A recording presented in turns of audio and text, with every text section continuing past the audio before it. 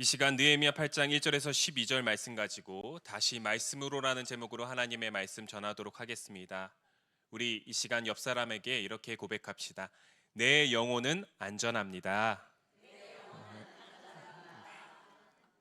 하나님 말씀 안에 거하면 우리의 영혼은 안전한 줄 믿습니다. 10월 1일은 무슨 날이었죠? 국군의 날이었죠. 군사 퍼레이드도 하고 막 여기에 비행기도 막 날아다니는 소리도 들렸던 것 같아요. 이념적인 논쟁들을 떠나 이 국방의 중요성은 누구나 동의하는 바인 것 같습니다. 국방이 정말 중요하죠. 조선시대까지 한반도는 외세 침략과 전쟁으로 인해 날마다 백성들이 삶의 터전을 잃고 가난과 질병 속에서 많은 시간들을 보냈었습니다. 이제 대한민국은 세계 군사력 5위로서 국방의 강대국으로서 세계 어떤 나라도 쉽게 침략할 수 없는 강대국이 되었습니다. 지금 계속해서 북한의 도발이 이어지고 있는데요. 여러분 혹시 전쟁이 일어날까 봐 두렵고 떨리는 분들이 혹시 이 자리에 계신가요? 없어요? 예. 혹시 있으실까 봐. 그들은 우리가 두려워 떠는 것을 노리는 것 같습니다. 그들도 우리가 얼마나 강력한 무기들과 군사력을 가지고 있는지 너무나도 잘 알고 있어요. 제가 이제 포병 여단에서 이제 군 복무를 했는데 유사시 이제 포탄이 날아오면 바로 대응할 수 있는 그 시스템이 우리나라에 너무나도 잘 갖춰져 있다는 것을 저는 알고 있습니다. 그러므로 우리가 너무 불안해할 필요는 없는 것 같아요. 우리는 강력한 군사력을 가지고 있고 보이지 않는 이 국방의 벽이 우리를 지켜주고 있다는 사실을 여러분들 기억하시기 바랍니다. 오늘 우리가 읽은 말씀에서 느헤미야는 그들의 국방과 안전을 책임지는 성벽을 완공한 상태였어요. 포로 귀환 후 이제 경제적으로나 인력으로나 많이 이렇게 부족한 상태였는데 성전만 지으면 되지 왜 성벽까지 지었을까? 왜 힘들게 사서 고생해서 성벽까지 지었을까라는 생각을 할 수도 있는데요. 고대 세계에서 성벽은 그 성읍 사람들의 생존을 보장해주는 절대 필요한 존재였습니다. 성이 쌓아졌다는 것은 그 나라의 정체성을 유지할 수 있는 정치적 자주권이 보호된다는 것을 의미하고 있으며 외세의 침략을 막을 수도 있고 이 나라만의 정체성이 보호될 수 있고 무엇보다 이 이스라엘 백성들은 성벽을 통해서 안전하게 평안하게 예배를 드릴 수 있었다는 것이죠. 비록 성전을 재건하다가 여러 가지 장애물로 인하여 10여 년간 성전 건축이 중단되었었지만 이제 느헤미야로 하여금 하나님께서는 다시 성벽을 끝까지 완성하도록 인도하셨고 이제 느헤미야와 포로 귀환 공동체는 어떠한 외부의 위험 노출 없이 안전하게 예배 드릴 수 있는 상황에 오게 되었습니다. 그러나 물리적인 보호를 받고는 있었지만 이 영적인 보호는 아직 받고 있지 못했다는 것이에요. 이것을 느낀 느헤미야와 이스라엘 백성들은 보이지 않는 성벽을 세우기 위해 노력하였습니다. 오늘 본문 1절 말씀 다 함께 읽어보도록 하겠습니다. 이스라엘 자손이 자기들의 성읍에 거주하였더니 일곱째 달에 이르러 모든 백성이 일제히 수문 앞 광장에 모여 학사 에스라에게 여호와께서 이스라엘에게 명령하신 모세의 율법책을 가져오기를 청하매 아멘. 성벽을 완공하여 각자 집으로 돌아간 이스라엘 백성들은 더 쉴 수 있었지만 그들은 다시 수문 앞 광장에 모여들기 시작했습니다. 성경은 유대력 일곱째 달이라고 말하는데 우리나라 달로 말하면은 정월입니다. 새해의 첫 시작을 가리키는 달이죠. 새해 첫날 지금 이스라엘 백성들은 다시 수문 앞 광장으로 모여들기 시작했다는 것입니다. 이 일곱째 달에는요, 유대력 일곱째 달에는 이제 속죄일도 있고 또 초막절도 있었습니다. 10일에는 속죄일, 그리고 15일부터 21일까지 초막일을 지키는 그러한 절기가 많이 있는 그러한 달이었어요. 지금 이스라엘 백성들은 절기를 지키기 위해 모여든 것입니까? 아니죠. 그들은 하나님의 말씀을 듣기 위해 지금 수문 앞 광장에 모였다는 것이죠. 우리 다시 한번 앞에 자막을 보고 1절 말씀 읽어보도록 하겠습니다. 모든 백성이 일제히 수문 앞 광장에 모여 학사 에스라에게 여호와께서 이스라엘에게 명령하신 모세 율법책을 가져오기를 청하매. 사랑하는 성도 여러분, 지금 하나님의 말씀을 간절히 원하고 있는 사람은 누구입니까? 학사 겸 이 율법 학사인 에스라, 제사장 에스라였습니까? 아니면은 이스라엘 백성이었습니까? 포로에서 귀환한 이스라엘 백성들이 하나님의 말씀을 듣기를 간절히 원하고 있었다는 것이죠. 백성들이 스스로 말씀을 듣기를 간절히 원했다는 것입니다. 말씀에 대한 갈망이 있었다고 하는 것이죠. 그들은 포로 생활 동안 온전한 하나님의 말씀을 듣지 못했습니다.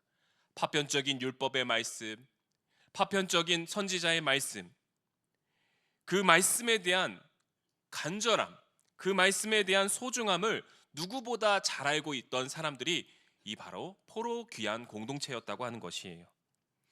무엇보다 포로 귀환 공동체는 그들의 조상들이 하나님의 말씀을 떠나기 때문에 이 모든 포로 생활의 고난이 시작되었고 지속되었다는 것을 누구보다 잘 알고 있는 사람들이었습니다.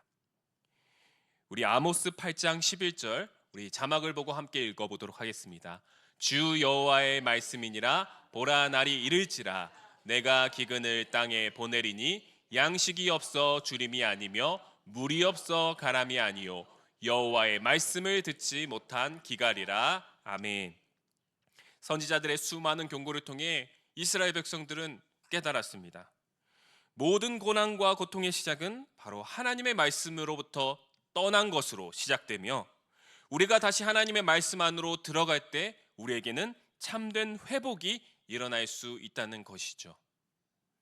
그러므로 우리가 오늘 느헤미야 말씀을 통해서 우리의 믿음을 지키고 우리의 신앙을 회복하기 위한 그 첫 번째 방법은 바로 말씀의 성벽을 세우라는 것입니다.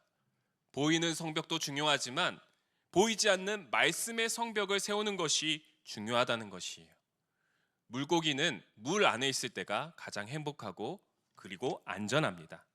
만약에 어린아이가 그 물고기 금붕어를 너무 답답해 보인다고 그 어항 속에서 꺼내서 바닥에 내둔다면 어떻게 될까요? 금방 죽게 됩니다. 마찬가지로 하나님의 자녀, 하나님의 백성들은 말씀의 성벽 안에 거해 있어야 가장 안전하며 가장 행복할 수 있다는 것입니다. 우리는 거룩한 하나님의 말씀, 성서 안에 있어야 비로소 거룩하신 하나님만 성소 안에 거할 수 있다는 것이죠. 사랑하는 성도 여러분, 우리가 속한 가정, 우리가 속한 구역, 우리가 속한 부서, 직장 가운데 말씀의 성벽을 세울 수 있는 저와 여러분 되시기를 바랍니다. 그 안에서 하나님이 주시는 안정과 행복감을 누릴 수 있는 저와 여러분 되시기를 주님의 이름으로 간절히 축원합니다. 우리 2절 3절 오늘 본문 2절 3절 함께 읽어보도록 하겠습니다. 일곱째 달 초하루에 제사장 에스라가 율법책을 가지고 회중 앞 곧 남자나 여자나 알아들을 만한 모든 사람 앞에 이르러 수문 앞 광장에서 새벽부터 정오까지 남자나 여자나 알아들을 만한 모든 사람 앞에서 읽음에 뭇 백성이 그 율법책에 귀를 기울였는데. 아멘. 말씀의 성벽을 세우고자 하는 포로 귀환 공동체는 수문 앞 광장, 어디요? 수문 앞 광장에 모였다고 성경은 기록하고 있습니다. 이 수문은요, 물 숫자를 쓴 그 영어로는 워터 게이트죠. 수문은 말 그대로 물을 지키는 문이었습니다. 이곳에는 기온샘이 있어서 기온샘이 이 성 안으로 이어져 있는데 성 안으로 들어오면은 그 끝에 실로암 못이 있었다는 것이죠. 이 수문을 통해 기온샘을 통해 실로암 못을 통해 이른 비와 늦은 비를 내려주시는 그 하나님께서 이 은혜의 담비를 얻어서 그것을 성소에도 사용했고 또 그들의 식수로도 사용했던 것이 바로 이 수문의 물이었습니다. 이스라엘 백성들이 수문 앞에 모여있던 이유는 이러한 은혜의 담비를 하나님의 말씀으로 채우기를 원했다는 것이죠.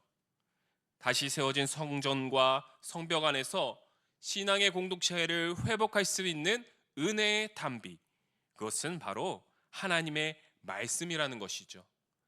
앞으로 이 새해, 이 한 해를 살아갈 은혜를 얻기 위해 말씀 앞에 나왔으며, 또한 그들의 살아가고자 하는 하루하루의 힘, 은혜를 얻기 위해 이 수문 앞 광장으로 나왔다는 것입니다. 드디어 에스라는 나무 강단에 올라가서 하나님의 말씀을 낭독하고 말씀을 전하고 있습니다. 이에 이스라엘 백성들은 어떠한 반응을 보이고 있습니까? 오늘 본문 5절 6절 우리 다 함께 읽어보도록 하겠습니다. 에스라가 모든 백성 위에 서서 그들 목전에 책을 펴니 책을 펼 때에 모든 백성이 일어서니라. 에스라가 위대하신 하나님을 여호와를 찬송하며 모든 백성이 손을 들고 아멘 아멘 하고 응답하고 몸을 굽혀 얼굴을 땅에 대고 여호와께 경배하니라. 아멘. 에스라가 모세의 율법, 하나님의 말씀을 펴니까 백성들은 어떠한 반응을 보이게 됩니까? 말씀을 낭독할 때 어떠한 반응을 보이게 됩니까? 아멘, 아멘, 아멘, 아멘 힘차게 외치며 응답하고 몸을 굽혀 여호와를 경배했다고 말하고 있습니다. 이것은 하나님의 말씀에 대한 인지적인 반응을 보이고 있는 것이죠. 그렇습니다. 하나님의 말씀이 맞습니다. 하나님의 말씀이 옳습니다. 하나님의 말씀에 순종해야 저는 살 수 있습니다 라고 고백하는 것이죠. 우리 이 시간 수요 예배만 우리 성도들이 가능할 것 같은데요, 이 느헤미야 8장의 느낌을 살려서 제가 선창을 하면 여러분들 아멘 아멘 크게 외쳐주시면 감사하겠습니다. 하나님의 말씀에는 능력이 있습니다. 아멘 아멘. 하나님의 말씀에는 생명이 있습니다. 하나님의 말씀에 순종해야 우리는 살 수 있습니다. 이러한 느낌이었을 것 같아요. 느헤미야 8장의 백성들과 에스라의 그 느낌이 이러한 느낌이었을 것 같습니다. 에스라가 낭독한 하나님의 말씀의 백성들은 또한 반응을 보입니까? 또 다른 반응을 보이는데요, 우리 자막을 보고 함께 읽어보도록 하겠습니다. 하나님의 율법을 낭독하고 그 뜻을 해석하여 백성에게 그 낭독하는 것을 다 깨닫게 하니 백성이 율법의 말씀을 듣고 다 우는지라. 아멘. 하나님의 말씀을 들으며 아멘 아멘 인지적 반응을 보이던 이 이스라엘 백성들은 그 끝에 어떠한 모습을 보이게 됩니까? 다 우는지라. 우는 모습을 보이게 됩니다. 이것은 하나님의 말씀에 대한 정서적 반응을 보이고 있는 것이죠. 이러한 하나님의 말씀에 대한 인지적 반응, 정서적 반응, 이것을 합쳐서 우리는 뭐라고 부를까요? 은혜를 받았다, 은혜를 받았습니다 라고 우리는 표현합니다. 오늘 우리가 읽은 이 느헤미야 말씀을 통하여 우리의 믿음을 지키고 우리의 신앙을 회복할 수 있는 그 두 번째 방법은 바로 말씀의 은혜에 반응하라는 것입니다. 말씀의 은혜에 반응하라. 사랑하는 성도 여러분, 지금 저와 여러분은 느헤미야 말씀을 읽고 있습니다.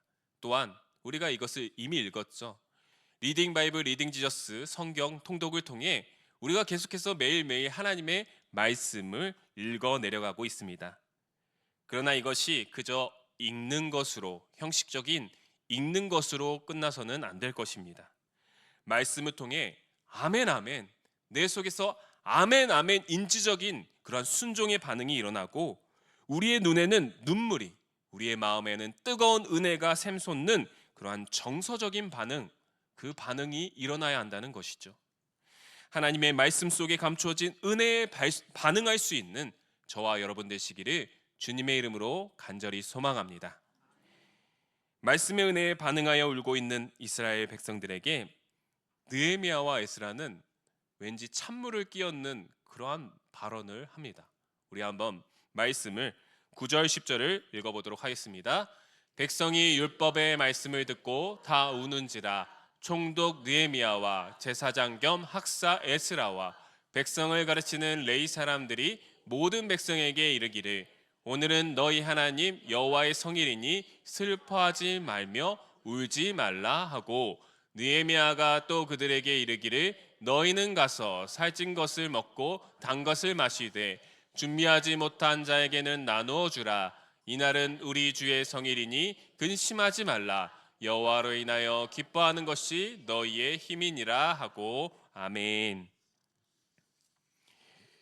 이스라엘 백성들은 하나님의 말씀을 듣고 인지적인 반응, 아멘 아멘, 인지적인 반응을 보이며, 또한 그 말씀에 내 삶을 돌아보며 슬피 울며 회개하는 정서적인 반응을 보이고 있습니다.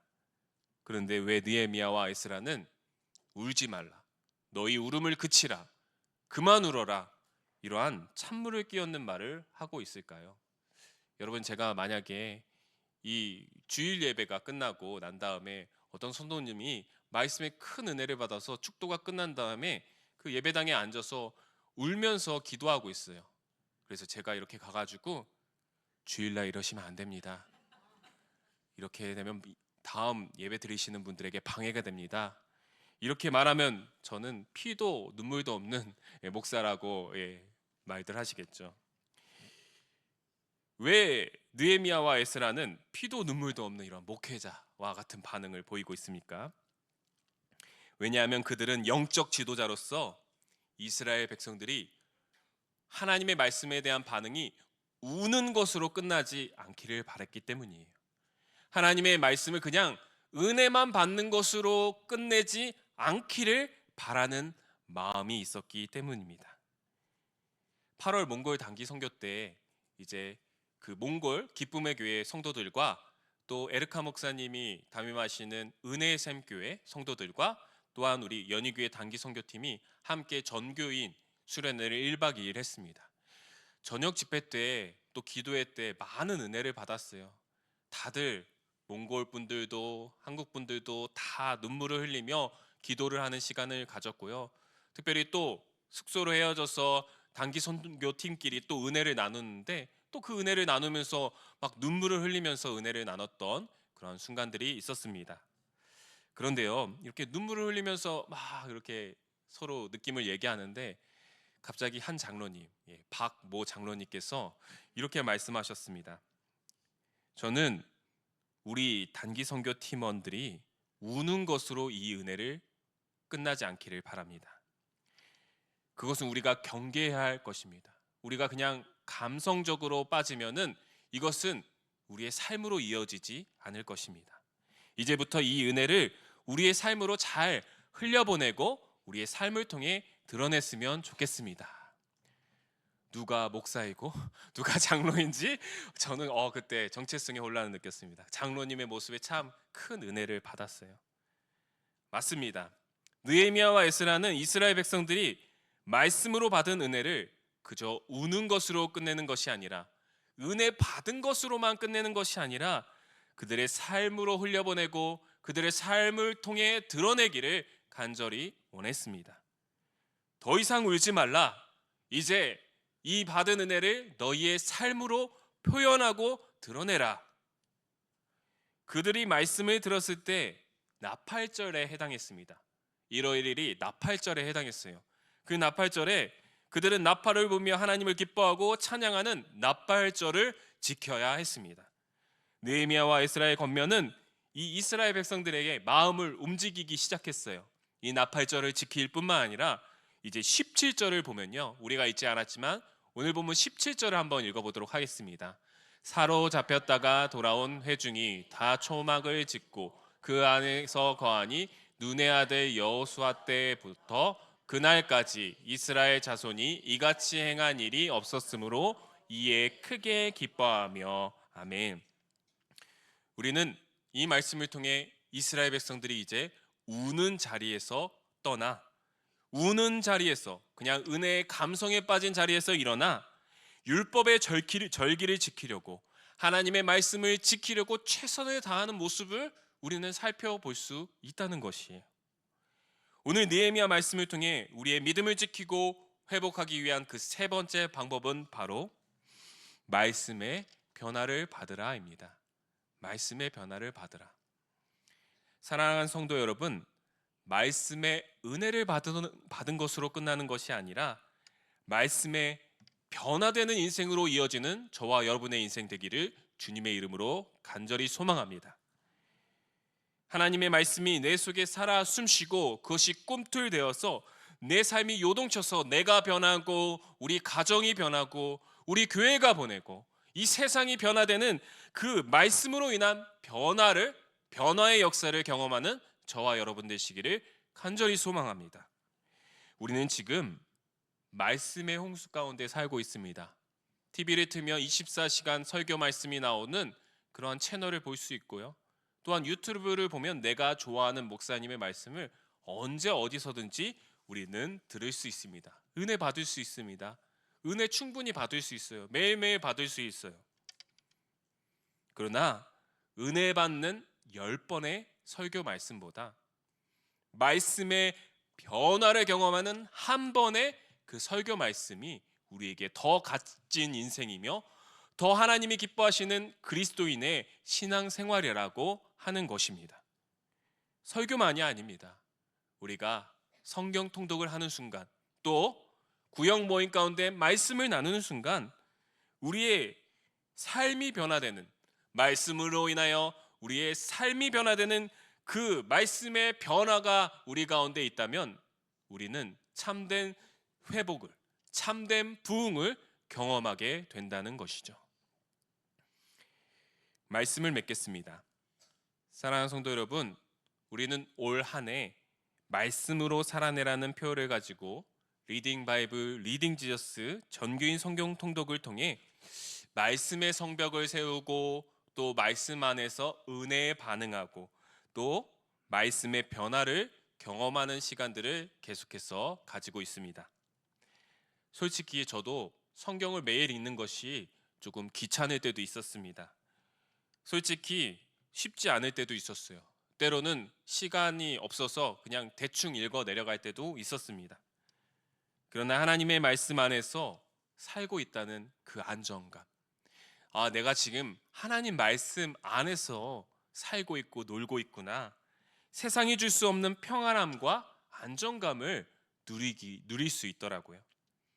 또한 말씀 속에서 날마다 봤던 말씀인데 새롭게 발견되는 말씀, 더욱더 은혜를 발견하고 더욱더 내가 말씀으로 살아갈 수 있겠다는 이 소망과 은혜를 가지고 살아갈 수 있다는 것이 참 감사함으로 다가오고 행복함으로 다가왔습니다. 마틴 로이드 존스 목사님은 그의 부흥이라는 책에서 이러한 말씀을 하셨습니다. 우리 함께 읽어볼까요? 부흥이란 하나님께서 말씀 가운데 그 백성을 찾아오시는 것이다. 부흥이란 하나님께서 말씀 가운데 그 백성을 찾아오는 것이라고 마틴 로이드 존스 목사님은 말하고 있어요. 사랑하는 성도 여러분, 올 한 해 말씀 가운데 찾아오시는 하나님을 경험하는 저와 여러분 되시기를 주님의 이름으로 간절히 소망합니다. 오늘 보니까 리딩 바이블 리딩 지저스가 딱 한 달 남았더라고요. 이제 딱 한 달 뒤에 끝납니다. 끝나요. 꾸준히 성경을 읽어오신 분들은 다시 말씀으로 유종의 미를 거두시고요. 혹시 중도에 포기하신 분들, 아직 시작도 못하신 분들도 있을 수도 있습니다. 그런 분들이 있다면 상관없이, 다른 사람들과 상관없이 내가 좋아하는 말씀, 내가 읽고 싶은 말씀 하나를 정해서 그것을 읽어 내려가면서 말씀의 은혜로 한 해를 마무리하는 저와 여러분 되시기를 주님의 이름으로 간절히 소망합니다. 이러한 단어가 있어요. 리바이블. 리바이블은 다시 성경으로 오늘 말씀의 제목과 같이 리바이벌은 부흥과 회복이라는 뜻입니다. 우리는 다시 말씀으로 돌아갈 때 리바이블, 연희교회는 다시 리바이벌, 부흥할 수 있습니다. 회복될 수 있습니다. 다시 말씀으로 성벽을 세우고 다시 말씀으로 은혜를 받고 다시 말씀으로 삶이 변화되는 이 리바이벌을 통해 하나님의 참된 부흥과 은혜의 역사를 경험하는 저와 여러분 되시기를 주님의 이름으로 간절히 소망합니다. 기도하겠습니다.